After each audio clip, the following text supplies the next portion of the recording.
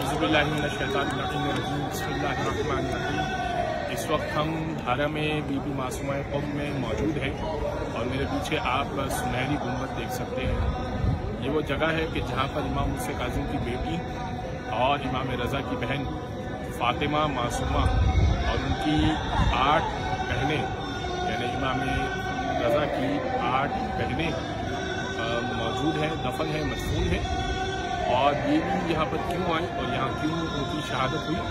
مولانا رضا کی جب خبر سنی کہ ان کی طبیعت ناساز ہے یا وہ ان کو زہر دیا جا چکا ہے تو بی بی خراسان یا طوس کہیے وہ آئیں، اور جب ان کا گھر یہاں قریب میں موجود ہے، جب اس مقام پہ پہنچی تو سیاہ پرچم دیکھے تو لوگوں سے سوال کیا کہ یہ سیاہ پرچم کیسے ہیں؟ سب نے کہا کہ آپ کے بھائی کو شہید کر دیا گیا۔ بس 17 دن بیمار رہیں اور پھر ان کی شہادت واقع ہو گئی۔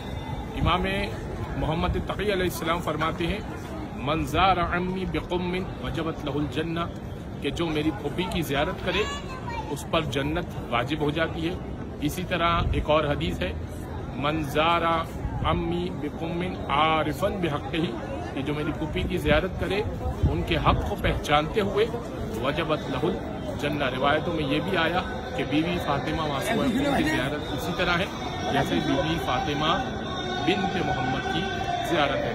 پروردگار ہم سب کو اس مقام پر آنے کی توفیق عطا فرمائے۔ وآخر دعوانا الحمدللہ رب العالمین۔